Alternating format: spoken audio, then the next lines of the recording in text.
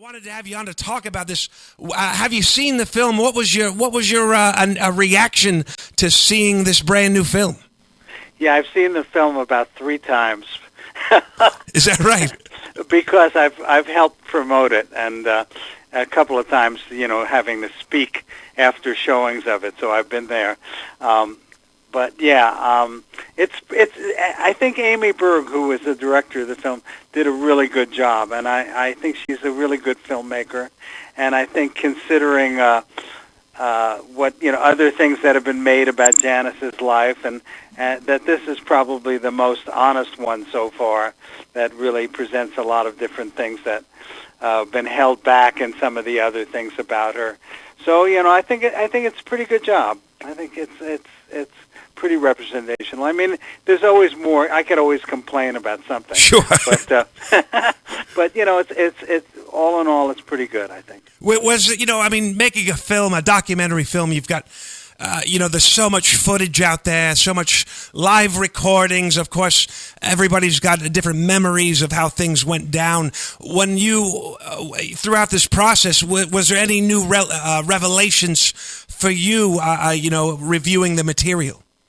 Yeah, well, just what you just said. There's not a lot of footage, actually. Oh, of course. And then you have the fact that a lot of people are dead. A lot of people who were friends of Janice, or people who were in the band Big Brother. There's only 2 of us now who are left of the original 5 people, and a lot of the other bands who were around at the time have lost people. So some of her close friends are gone, and her family, for the most part, the brother and sister are still alive, but her parents are gone. So there's not as much as people would think, especially in terms of live footage. But there is some footage in there that I had never seen, and one that's really great is that it's on this train thing that she did later on. This is after Big Brother. Right. They did this Festival Express thing, and in the Festival Express they discovered some footage of her actually playing guitar and singing Me and Bobby McGee. Not the whole thing is in there. I guess someone just shot part of it, but it's great to see her playing guitar and sitting around with a bunch of people and just singing, and that kind of really says a lot to me about who she was and things that people don't realize. A lot of people still have sort of a certain kind of image about her, right, and don't know where she sort of came from, the sort of folk roots and early blues roots and things like that. I have to say, watching the film, it moved me. I mean, I was really kind of, I didn't really understand the kind of ridicule and place where she came from personally, and it says a lot about her story, but also, just seeing this rocket ship. I mean, you were a part of not only a movement and a time and a place, but bringing and putting San Francisco, that scene on the map. But it was a very roller coaster ride, and I guess it should be noted, before you were a jazz drummer, but you're also a renowned artist and painter. You've kind of spent your whole entire life balancing, as far as being a visual artist and also a drummer. What was your mindset as far as focusing in on art in San Francisco at that time? Eddie, you got a whole book there, which I'm actually going to try to do pretty soon in the next year or 2. Oh, is that right? I'm working on a lot of stories, sort of putting together a lot of stories and things about my own life. But my own life, started when I've been doing basically the same thing in my life since I've been 15. When I was 14 and a half, I was asked to join a band. I didn't even play the drums, but I just had a lot of rhythm, and I did other things where some kids who were starting a band said, "You're the drummer," Right. And that's the way it was. And I didn't really want to be a musician. I wanted to be an artist. I always wanted to be an artist. And the reason for that, in maybe 1 or 2 sentences, that I think of musicians are like someone said this, musicians are the elite of the servant class. You know what I mean? Right. And if you're a musician, if you played like I did from the time I was 15, I played in hotels, I played bar mitzvahs, I played weddings, I played all kinds of things. And when I was 19, I toured Europe with a Dixieland jazz band called Rick Lundy and the Saints. And I did all kinds of music before I ever hit San Francisco. I was like a musician, and I saw that life, and I saw the way musicians were treated like dirt and like, a servant class, basically. And whereas like artists in the society that we live in, especially modern art, is treated very seriously and taken very seriously, and people pay a lot of money for it. Sure. When you're successful. There's a lot of starving artists too. Don't get me wrong. It's the same thing in some ways, music. But just when you get to a certain high level in art, it's really sort of nice because you live in a different echelon of the world. And that appealed to me. And also, I think I was better at it. And I think that in music, I didn't practice a lot. I was kind of lazy, Right. As a teenager. I was a kind of a slacker. But I did like to draw and paint for hours and hours at a time. And so I saw that more as my career. So I didn't really plan to be a musician. I basically planned to be an artist, and I went to art school, and I got a master's degree, and I won a Fulbright, and all that stuff, all Right. that shit, So, but I always played drums. I was just good at it. I was like a natural at it. And when the rock scene came along in San Francisco, I saw I thought at that time the entry level for drummers in rock was pretty simple. It was pretty low. Right. It changed later on, when bands like Cream came along. Of course, right. Jimi Hendrix. They really, with some great players, some really guys who had some chops. But in the beginning, it was just like kind of surf music, and there were just a few things. And I said, well, I can do this with my one hand tied behind my back, because I had played a lot of jazz, and stuff like that. Right. So when it's a long story, and it's been documented a lot. But I met one of the guys in Big Brother, and I was painting. I had a studio where he ate lunch, and anyway, I got into that band. That was before Janice. Sure. And it just was like something that was just a kick, and I just wanted to be part of that scene that was really happening in San Francisco. I wanted to play more music. I was still planning, I still was teaching. I was teaching art at the Art Institute in San Francisco. I had actual 2 classes a week. And so I was, doing that. And I didn't think Big Brother was going to be like my career. So I wasn't planning that. Right. And, 13 years later, I started, doing art again because it just took over my life, as it did with everybody. When you got in a band in 1966 in San Francisco, it became your life. We all lived together. We played every day. We went on the road. We just played, I think, in 1966, 67, and 68, we probably played, somewhere between 500 and 1,000 gigs. Wow, that's incredible. Yeah, a lot. I mean, we played 150, 200 gigs a year, maybe, in those times. I don't really know the number, but we just played all the time. So it really, became my life. And then, certain years after it, died down, and I was in a lot of other bands in the 70s and doing that. I wound up in L.A., and I just decided I, was going to start doing art again. And that's been, and since then, it's been back and forth. Right. I've basically done both. And it's just something I have to do. I don't even think about it in a career way. Sure. I just think about it. It's sort of like what keeps me alive. It's my motivation. It's my reason for living. That's what I'm here for, is to make art and make music. The same thing that you get out of playing drums, is it the same thing that you get when you're working on a piece, as far as like maybe it's a painting or something? Is it two different parts of the brain that you're satisfying when you are able to, say, collaborate with a group of musicians and perform live, or sitting in a studio working on something? How do those two things work together for you? Well, it's different things. I don't know if it's the same part of the brain or different part of the brain. I just don't know about stuff like that. But Right. I know that when I play the drums, even when I'm just practicing, I always feel like I'm really opening up parts of my brain. It's like drums are about patterns, Sure. And when you learn patterns, when you sort of learn things that you can't do and you figure out ways to do them, it's like you break through areas of your brain. You start expanding your brain. I think it's a really kind of almost like a healthy thing. With art, I go into a different mindset when I'm doing art. It's definitely more isolated. Right. And it's definitely more like kind of, there's a more spontaneity kind of thing where I'm just, I can't even explain it, but it's creative.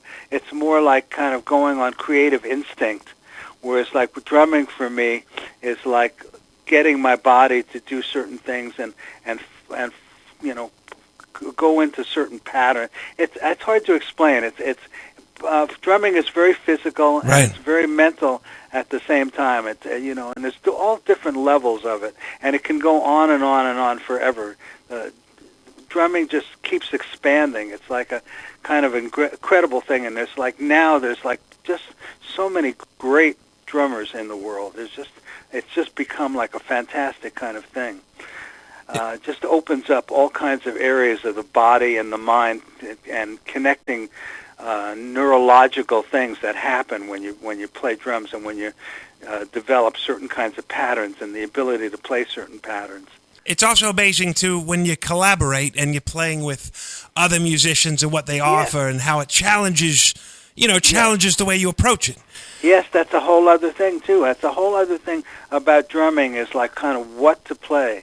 Like certain drummers who, are great drummers, like the classic example that a lot of people give is Ringo Starr, who's Sure. not like so much like a technical virtuoso, but just Ringo and certain other drummers like him are guys who just know what to play to certain kinds of music. They feel the music, and they know kind of what the right drumming part is for it. And that's a whole art in itself, because drums don't have melody. They're just like textures. They're just like sound. Right. They're just like noises in a way. And a drum set is a conglomeration of noises, and putting those noises into some kind of like a form and a pattern, and putting that to like melodic music is like, that's a whole thing. People don't even know what's going on there.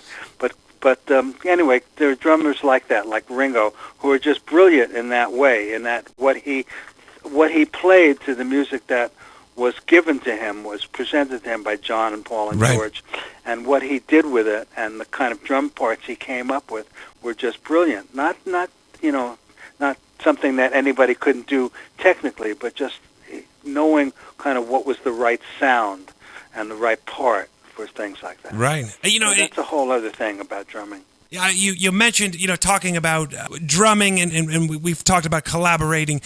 Peter Alban, you met him early on, and you have obviously eventually joined the group and started playing with him, and you've been a collaborator with him for many, many years now. Was there something that you could pinpoint, what kind of drew you to him? As a friend and as a musician, was there something initially that you kind of spotted in him that you're like, I got to play with him? Yeah, in the beginning, when I saw Big Brother, they had another drummer. He was a guy, he was named Chuck Jones. Right. And they had he just lived in the house where they started jamming together. So he became the drummer. And he was kind of like the weak link in the band, because he wasn't strong. He didn't have like a lot of like physical energy, and his rhythmic feeling was a little kind of, like weak, I would say. And when I saw Peter has always been a really forceful player. He's not a real complex player, but he's a great, like really force of nature kind of player. Really strong rhythm, really great time, really like powerful feeling in his playing. And I felt that they needed a drummer in that band like that, and that's why I kept, every time I'd see him, I'd say, if you ever get rid of that drummer, like, call me up. Right. And they actually, had two other guys after him that they tried out, and I think in desperation, he thought I was an artist, so he thought I was kind of bullshitting. Right. But anyway, they finally did, and when we got together, it was he and I immediately clicked together. We just locked into each other, and it's always been that way. We just both sort of like we're a rhythm section together. Of course. And as a person, Peter is also he's a very gracious, warm, open, friendly, just really honestly, emotionally honest person. He's just like a really great human being, and that's why a lot of people like him, and he's just a guy who gets along with a lot of people, who meets a lot of people of different kinds of people. He at one time when we were in San Francisco in the early days, Peter was the guy who really made the connection with the Hells Angels, right, which is strangest thing, because he's not like that kind of a guy at all, but he became very close friends with Pete Nell, who was the president of the San Francisco chapter of the Hells Angels, and that's how the whole Hells Angels Big Brother connection really got started for us. I mean, it's interesting, and talking about those early days.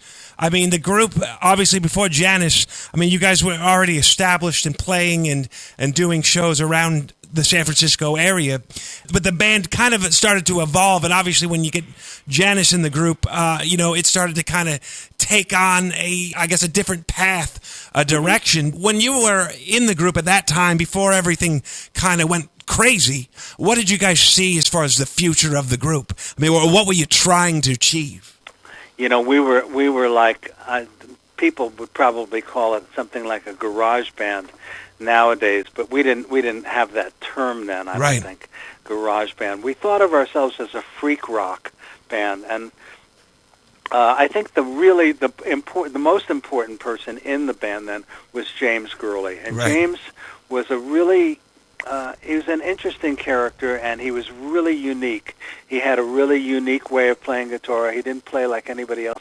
He played with finger picks, and he was coming from a kind of a different place than most people who came into the rock scene then. Most of the people who were in the rock bands in San Francisco at that time were artists and folk musicians, or had been part of the folk scene or the art scene in San Francisco, who played instruments and were coming from that blues, folk, that kind of thing. And that's where Janice came from, too. Janice and Peter really connected immediately when Janice joined the band, because they both played a lot of folk clubs, and they both knew a lot of Appalachian stuff, and old blues, and things like that, Alan Lomax stuff. Sure. James, on the other hand, was a guy who was self-taught and had listened to a lot of, like, John Coltrane and Sun Ra and Ornette Coleman and kind of free jazz and Moondog.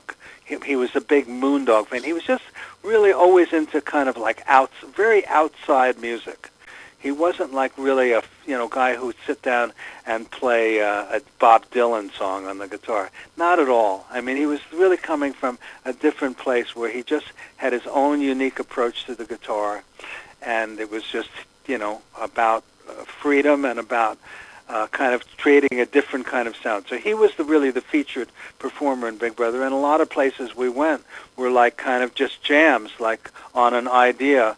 One of the signature pieces we did in those days before Janice was a thing called Hall of the Mountain King, which was the theme from the Peer Gynt Suite by Grieg, and we would play that, and then we would jam on it. And sometimes we would just do things where I would just start some kind of a rhythm, and everybody would play, and we'd go somewhere with it. We'd just go into outer space with it. So we did a lot of stuff like that, and at the same time, Peter would bring in things like, his folk influence, and we were doing songs like Down on Me and Blind Man and all these sort of Appalachian folk things and stuff like that, we actually even did Summertime before Janice joined the band. People don't know that at all. We actually did Summertime, and when Janice joined the band, she said, "Oh yeah, let's do that. I could sing that." Wow! But we were doing stuff. We were just all over the map. We were just trying anything that just came to mind, and it was very experimental and very free and kind of a great time, in that way. I mean, there's a lot of mythology based on that period, obviously San Francisco being this epicenter of a movement. Obviously 66, 65, 66, that era, I mean, it was a major transition. How much, you're pulling from these influences, how much did popular music at the time, say like things like the Beatles or groups like that, did they have an influence on you guys, like the Dead, that kind of scene? Yeah. Was there a relationship like that going on? The things I remember when first joining Big Brother, I remember the things that people listened to, and everybody listened to the Beatles, for sure. But Big Brother itself didn't have songs like that, and didn't have really a songwriter in the midst, although Sam later on started to really write more like songs. But we didn't have that kind of focus. We were more, I think we were listening to the Stones. I remember when I first started hanging out with James Gurley, he was playing the Yardbirds all the time because he was listening to Jeff Beck. Right. Was in the Yardbirds, and Jeff Beck, he loved Jeff Beck, and I could understand that now. I mean, it was just like a lot of different influences. Right. It was all there. Indian music was in there. The Beatles were in there. The British invasion was in there. Folk music and the San Francisco folk scene was definitely in there. Folk blues, Lightnin' Hopkins and John Lee Hooker and all those people, they were in the mix. It was a big stew pot full of all of these influences that people were bringing in. And I came into the band, and I really hadn't played folk music at all. I was a drummer, and my background was jazz, dance music. My background, a lot of stuff I played growing up was standards, was what's called American songbook right. now. I played all that stuff from the time I was like 15 to 18 in dance bands in New York. I knew that whole book. I knew in my mind, I knew probably the lyrics to like 300 songs that these guys never listened to. Right. Gershwin and Cole Porter and all Rodgers and Hart, all that stuff. And right. I knew all of that, and I knew the whole like Dixieland traditional jazz was like a big thing that I was into. So I brought a different kind of consciousness. I didn't know that much about folk music and that kind of stuff, Appalachian songs and all of the folk tradition. What's amazing is when listening to the first record, there is a lot of these different influences, and then the band kind of starts to transition into a lot of the heavier blues influence. When did that transition kind of take hold? That started to happen in '67, I think, more. Both Janice and I think Sam too. I think particularly those two in the band led the way. And me a little bit too. I introduced Janice actually to Otis Redding. Wow, right. But we started listening to stuff. We started really seeing these people come to the Fillmore and perform, and actually seeing these people we'd heard on record. And the rhythm and blues influence really started to become very, very strong. People wanted to sort of take it to that level, I think, especially Janice and Sam. Sam was a guy who had been in more rock bands probably than anybody as a teenager. Right. He came out of that influence, and Buddy Holly and people like that. And so he wanted to go to that next level of from rock into more blues rock and rhythm and blues. And so that's kind of where it started to move that way, I think, in '67. Beginning of '67 and into '67. Right, and I guess by the time you guys get to Monterey Pop, I mean, that was kind of an explosion for you guys. I mean, it really brought you to a national level. Was there a feeling, I guess, for you personally, that, this could keep going, this could keep getting bigger, or was that success kind of, did you feel that may complicate things for the group?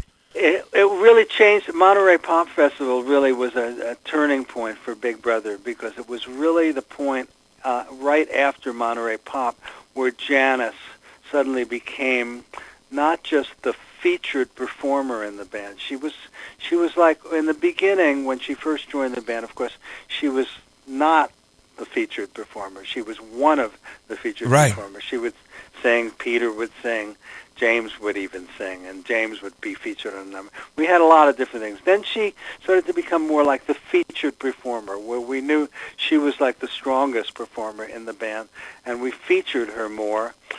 After Monterey, it really she became the total focus of the band because of that film, and it really created like a split, a bifurcation in the band itself between her and the band. And we certainly were happy about the success and being able to get out and all enjoy that, the success and the money and playing for thousands of people and getting all over the country and different places. But the tension was also building, that eventually from that point on it was inevitable that she was going to quit the band and go off on her own. So it seems it had two sides to it in a way. I mean, it seems also too, you've got the spotlight is on it. and a lot of people are kind of approaching the group and that kind of thing. It seems like, things would get kind of different.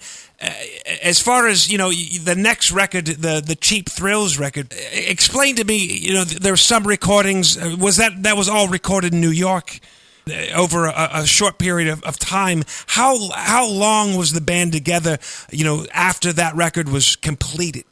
Well, it wasn't all recorded in New York. It was recorded in New York, L.A., and actually in Detroit. Oh, wow. We tried to record live in Detroit, which didn't work out. But then some of the tracks were actually used. I think, if not on Cheap Thrills, the tracks were later used from Detroit on some of the live stuff. But right. But mostly it was recorded in New York and L.A. at CBS Studios, at both those places.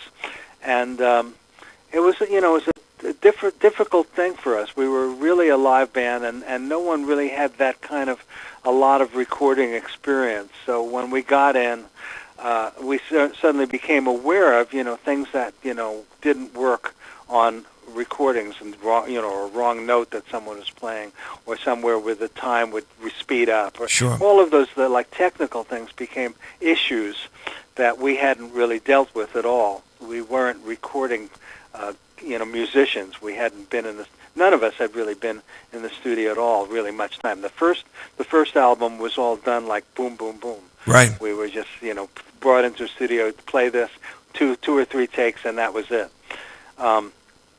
So, Cheap Thrills was put a lot of stress on the band, and I'd say it was finished by somewhere late spring of '68, and it came out in the end of August of '68, and right after it came out, in early September, maybe late August, Janice announced she was going to leave the band, and then we toured for probably until the beginning of December. We just went on the road and just nonstop. Right. Just kind of, and by the time, what was funny about it is that after all of that was done, after she announced she was going to leave the band, and after we had done the recording of Cheap Thrills, everything really came together, and right. By the end of by the time that she left the band, we were phenomenal.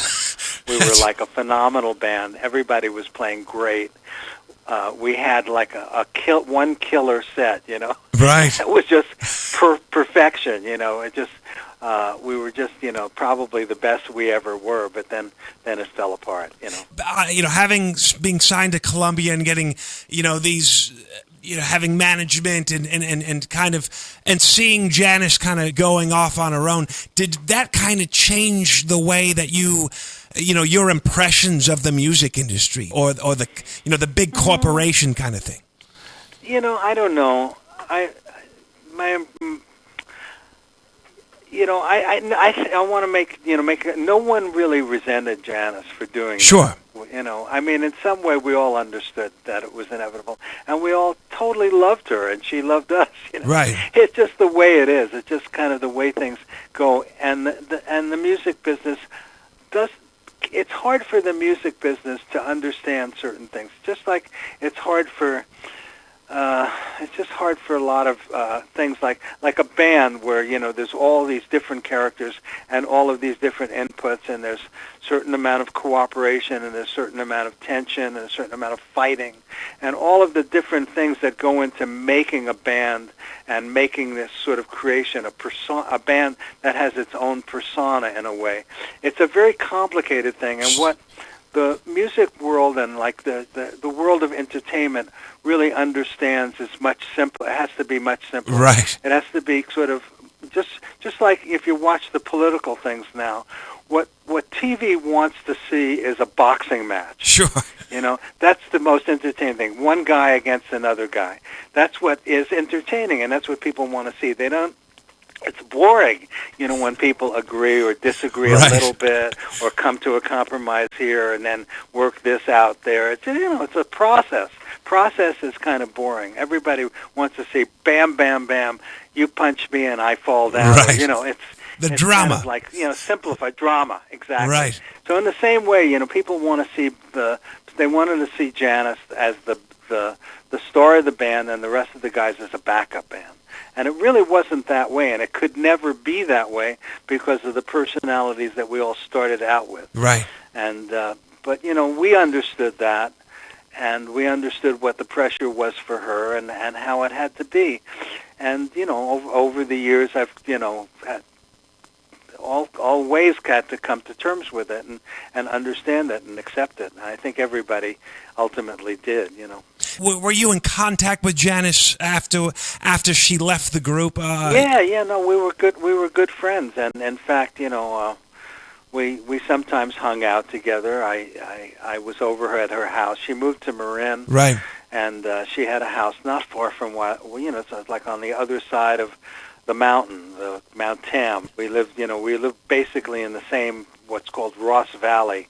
We both lived on different ends of Ross Valley, and I'd see her, and at one point I went through a split up with my wife, and my wife was living in her house when she died. Wow. She died in L.A. So I was at her house a lot. We even became friends in the sense that we played a couple of gigs with her. She did a show when she first formed the Full Tilt Boogie Band. It wasn't called that yet. It was called Main Squeeze, and she did a gig with us in San Rafael here. And her band wasn't together at all, and we were really at a good point then. Big Brother had Nick Gravenitis singing with right. us. And anyway, we blew her band off the stage. We actually did. And she wanted to get even with us for that. So when the Full Tilt Boogie was really working together really good, in I think it was late 69. It would have been late 69. Or maybe, no, it was actually in 70. I'm getting my figures wrong. It was in 70. She played in San Diego, and she got us on to open for her in San Diego. And we played, and she was great. And we were, kind of okay. And so she got even in a way. She felt good about it. Right. And on the plane going back, we sat together. She and I sat together on the plane back from San Diego to San Francisco, and that was actually the last time I saw her. It must have knocked you down, knocked you over to hear the news that she had passed. I mean, it kind of, obviously, because someone who played an interesting role in your life and a lot of people's lives. I mean, how did that affect you? I mean, immediately afterwards. I said that in the movie. I said that in the movie, how devastated I was, and it's still, I can almost could have, go back to the feeling. It was just, really took me out in a way that I never suspected, and since that time, and of course in my life even before that time, there's, a lot of people die, a lot of people that you don't expect to die. Your parents die, and, and friends die. But I think of all the people that I've, like that, hers hit me the most emotionally. I don't know why. I just wasn't ready for it, and I didn't realize how deep she had affected me in my life, or knowing her, how probably important that was, and it was just really like a huge blow. Yeah, and the band was able to release 2 records after Janice had passed, and obviously she wasn't with the group, but you guys put together two really great records, one of which we were playing a track from as we started the show. Is kind of one of these records where you've cited that it's kind of like an apex of creativity for you. Looking back, what are your feelings about that record in that time? It's a really funny thing because in some way it's got some great stuff on it. Right. I think the band probably we started to become much more eclectic again. Right. We sort of returned in a way to where we were when we first started, where everybody had different ideas and different musical ideas, and we were all willing to do every idea and not shy away from it. So it was real interesting in that way, and of course we'd become much better musicians and much better in the studio and all of that kind of thing. At the same time, the record, probably sold, 15 copies right. at the time, and it just didn't have a real focus, That's the problem with it, when you have Cheap Thrills and you have somebody like a Janice, you really have a focus. You really have something that's like a central focus, which is important. It's something that's really a great thing, and you can't make that. You can't just create that out of thin air. It's just you have to have somebody that has that kind of charisma and that kind of talent and that unique. And she was the focus, and we moved around that focus and enhanced it. In How Hard It Is, there's a lot of different musical ideas that are great, and track by track, I think there's some good stuff on it. Right. As a whole album, it didn't have any kind of like the focus of a Janice or a Cheap Thrill, so it was not successful financially, and it was really the last thing we did for Columbia. Right. They were anxious to sort of release us at that time. Which now looking back at that, I wish we'd kind of stayed on and kept making records. Of course. Because I think if we had gotten another singer, which we could have gotten, we could have actually taken Kathy McDonald at the time and really developed her and made her, really like the lead singer of the band. We could have had a very strong band again, contender, as they say. But we all went in different directions after that. It's really interesting because, the group, I guess, eventually you guys got back together, I guess, in the late 80s and started, playing shows again. And what's interesting is that the Big Brother band, with the catalog, it is such a landing spot or jumping point, I guess, for bringing in talent and bringing in a multitude of different singers to kind of slide into that role. And I mean, you guys have had some phenomenal performers over the years. I mean, what's that? That's a very perceptive thing to say, because it is now but the music now has become is like a kind of an arena or foil for people's talents. Right. We bring in like some really phenomenal guitar players, and we bring in some phenomenal singers, and we say, here's the repertoire, and people love it, because like what's more challenging for a singer than to try to sing Ball and Chain? Oh, of course, you know what I mean? And the same thing for a guitar player. It's like it's a classic. It's a classic foil for really a great blues rock guitar player. And not everyone can do it. Some great guitar players don't quite get it, and some do. We've had some phenomenal singers. We've had some phenomenal players. I don't know if you know the names of these people, but Sophia Ramos in New York, Joel Hoekstra in New York was part of Rock of Ages for a long time. He's with Whitesnake now. Right. Joel is unbelievable player, and Sophia, unbelievable singer, toured Europe with us a few times, Just these people are phenomenal musicians, just incredibly talented and skillful.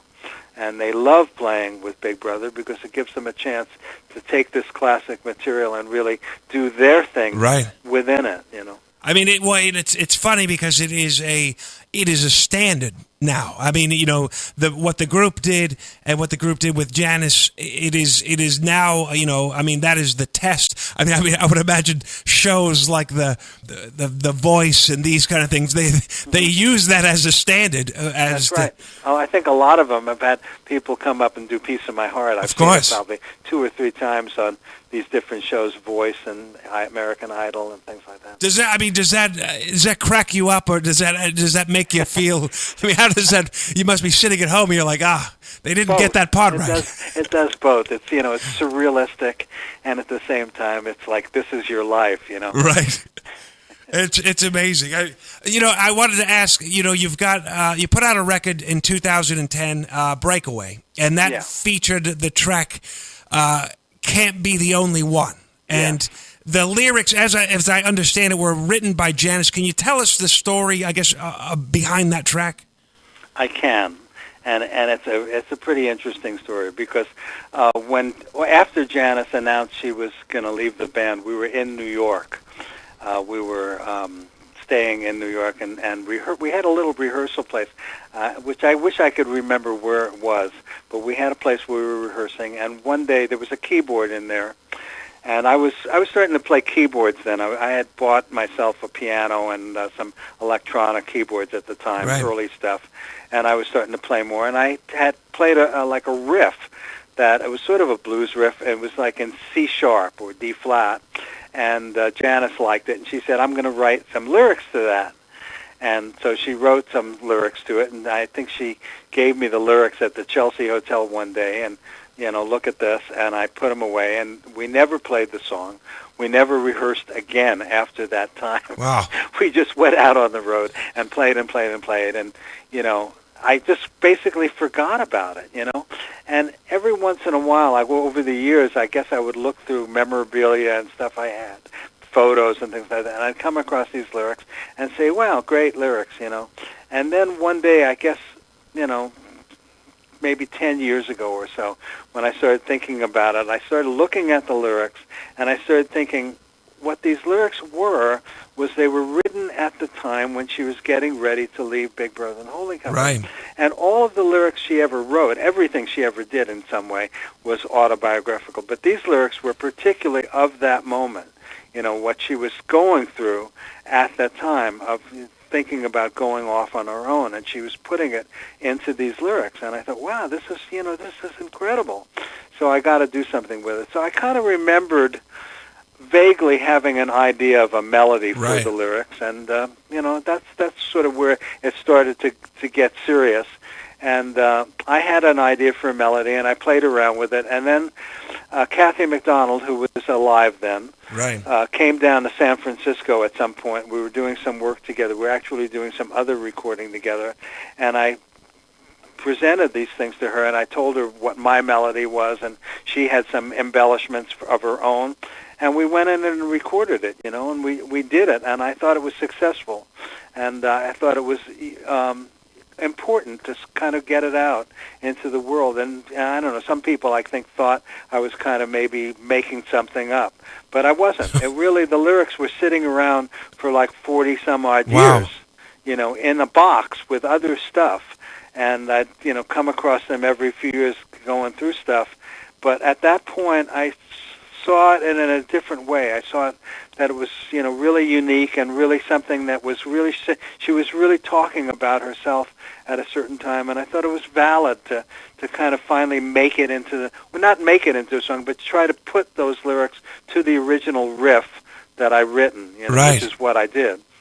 And of course, I fleshed it out and got other musicians to play on it and play drums on it and put it together. And so that's, I felt that was like the key thing that might in some way get the album listened to and get people to notice it. Of course, it's just one song, but, you try to get attention in any way you can. But I didn't do it to get attention. I did it mainly, the motivation was I really felt if I didn't ever get it out into the world, that song, with those lyrics, I would regret it. It's almost like a letter being written, 40 years ago and finally, arriving, later down the road. It's just a beautiful story. It really is. I wanted to ask you, recently you made a statement on the Big Brother website and on your own website, a very serious statement about talking about the hearing loss that that you suffered over the years. I mean, it's a pretty serious thing because I don't think people can take that into consideration, that you're out every night playing these shows and giant amplifiers, the whole thing, hitting the drums and all that. How did this? How did this come about? I know you had a GoFundMe that was a successful campaign. Mm-hmm. Can you tell us a little bit about that process and kind of coming to terms with having to go public with it? Yeah, did you see by the news? I think it was yesterday and the day before that Axl Rose is becoming the lead singer in the band AC/DC. I did hear that. I did. The original lead singer, or was it Brian Johnson? I'm not sure. Yeah, Brian Johnson is quitting because of hearing loss. Exactly. And I thought, wow, am I in the zeitgeist or what? It's funny. Well, it's not funny, really. Actually, I got these hearing aids when I was told probably 25 years ago and a hearing test that I had that I was starting to lose a certain range Right. of my hearing in on my left ear, and I kind of ignored it, and I just kept playing with Big Brother. And with Big Brother in the modern era, since the late 80s when we've been together, we've done a lot of touring and a lot of playing, and the guys in that band play pretty loud. Sam Andrew was a very loud player, you Right. know, and Peter plays very loud on the bass. So I get exposed to that a lot, and I started to wear earplugs maybe about 6 or 7 years ago. I started to become, aware that it was doing something more than I wanted. And one day, I guess I was outside, and I just noticed something happen, almost like a very sudden hearing loss in my left ear, almost feeling like I couldn't hear anything Wow. in that ear. And you go through a lot of tests. When you go, to the doctor or the hospital, the first thing they always check is they want you to do an MRI, brain scan, because Right. sometimes a brain tumor will cause a sudden hearing loss like that. So I did all of that, and I went to different hearing tests. In my medical plan, I have I'm a senior guy, so I have a senior medical plan and Medicare and all of that stuff. And I did some hearing tests, and one guy told me, one audiologist said, if anybody tells you you can have a hearing aid that will help you, tell me their name, because you can't. Wow. Because you really, all your nerve cells in your left ear are pretty much burned out, and you're not going to be able to create, amplify that sound anymore. Jeez. So I just let it go like that, and basically I started in conversations, leaning into people and saying, what did you say? And, it was like that, or listening to television with these special TV ears on, Right. all of that, going to movies and having hearing-assisted devices. I just basically got into that kind of a thing, which is like a lot of people have that. A lot of senior citizens in this country have partial hearing loss. Right. And in the Americans with Disabilities Act, they made it so that all movie theaters have to have hearing-assisted devices. So you ask for that when you go to a movie, and when you watch TV, and all of these things. So your life basically adjusts to not having hearing in one ear, and my other ear was pretty good, so it's okay, and I can still function in the world. But I changed my health plan about a year and a half ago, and I started seeing a different audiologist. And she said to me, there are devices that you can use. And the first one we tried out was a thing, it's called a cross device, where basically they put an amplifier in the bad ear or neck above the bad ear, and it sends signals to the good ear. So you're hearing from your bad side, but you're hearing it all in one ear. Wow. And I tried that for a while, and I didn't like it too much. And then I went to another audiologist, and she said, no, there's a way we can do this. We can, get you, it's a fairly expensive hearing aid, but with the technology is becoming better and better and better all the time. And people will tell you this, anybody who follows this, it's just getting really, much better than it was, let's say, 5 or 6 years ago. All the time, the digital technology is really improving hearing devices. So she said, well, we could do something, but this hearing aid is going to cost you about $4,500 with the discount and with your insurance. Jeez. So, it's about $7,000. Actually, I Right. think is the list price. It's a particular hearing aid. So, I said, I'm going to go for it. And I actually went in my savings and forked out the money. But then I just got this idea, or actually someone suggested it to me. They said, all these group funding things now, you should probably try that, because you have I don't know, I think I have 4,000, 5,000 friends. Right. Friends on Facebook. Sure. Sort of friends in quote, because I don't know most of them. Right. I know probably 200 or 300 of my friends on Facebook, and the rest of them are just people who want to be friends with me. So, and they look, and they're mostly Big Brother fans, or they're fans of my drumming, or they're some of them like my art, which I put up sometimes. Right. And I just said, well, let's see what happens if I tap into this. So I put up this GoFundMe thing, and I wrote about it, what had happened to me and why I lost hearing, and just basically the story I just told you. Right. And within 2 weeks, I'd had, about $5,600. Wow. Which was after what GoFundMe takes and what, I had to pay for. I offered everybody who gave something in return. Like if they gave $20, they got a signed CD. If Right. they gave $50, they got a signed picture of me and Janice. If they gave $100, they got the picture, the CD, and signed drumsticks. So I got a lot of people, but then I had to mail out about 100 A lot of work. Right. It was a lot of work, and it cost money. So way after what I spent mailing and making pictures and CDs and all of that, and what GoFundMe takes their percentage, I wound up with the hearing aids costing me about $75. Wow, that is... and I can manage that. Right. So that was cool. So that was really a fantastic thing. And I was just really blown away. It sort of restored my faith in things like, Facebook and the efficacy of the whole rock scene and sort of, the notoriety one gets, which sometimes I've kind of disliked. I've kind of, shied away from it. Sure. There's a way in which, can become a really useful thing. And it also draws attention. It was good to draw attention to this thing because I think a lot of the responses I got, people started writing me, other musicians writing me, who wear hearing aids that didn't, were sort of ashamed of it, and people came out, so to speak. Right. Musicians came out about hearing loss, and that's a good thing. The outpouring of love. I mean, it must have been you don't expect to experience that, and. Yeah.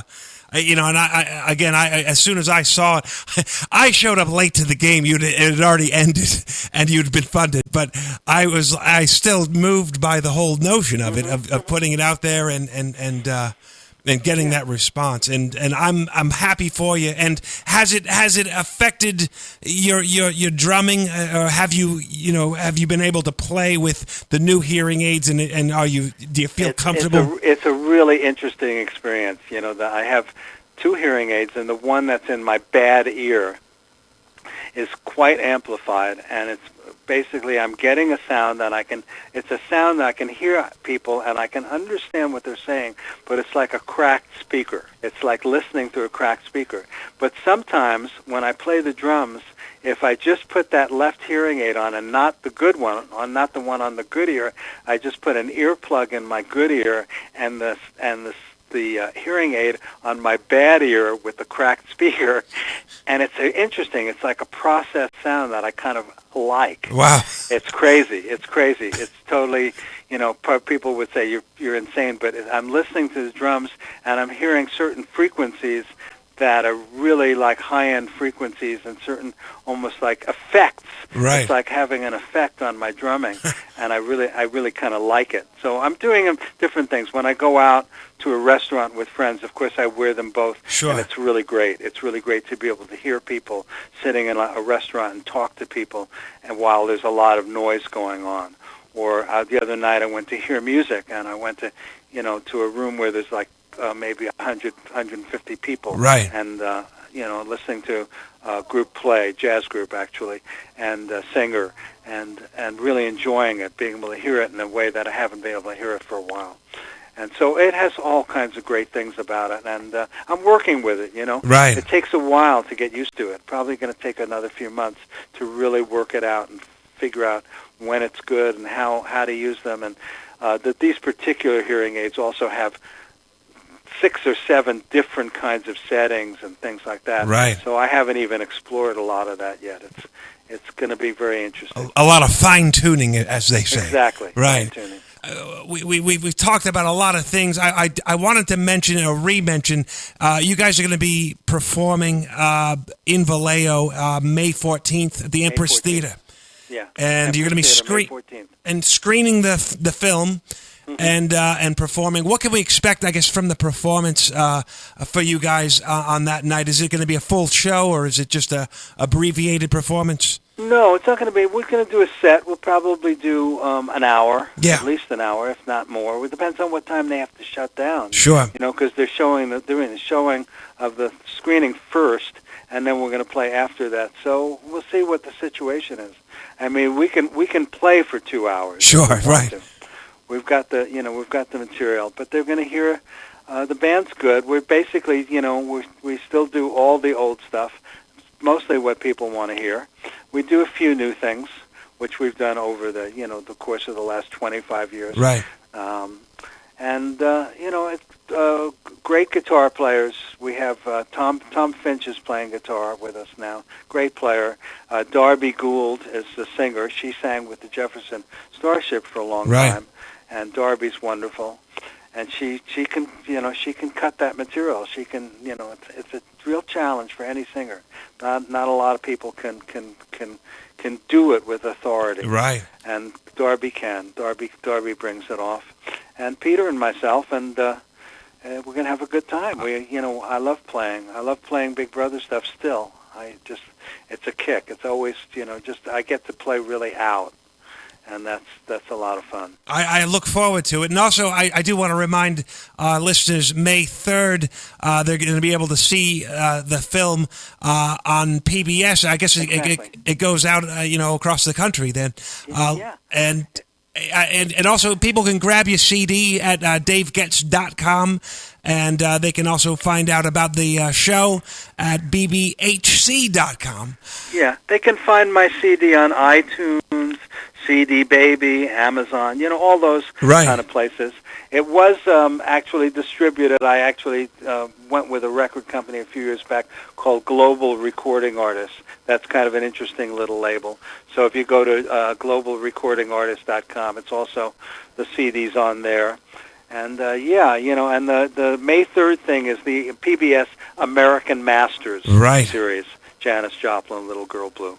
That's going to be great. Dave, I want to thank you so much for taking your time and sharing all of this with us. And I look forward to seeing you on May 14th. It's going to be it's going to be great, a great performance. I can't wait. I'll look forward to seeing you too. Thanks for having me. You got it, Dave. Have a great morning, and we'll talk to you soon. Okay, bye-bye. All right, bye-bye. There it is.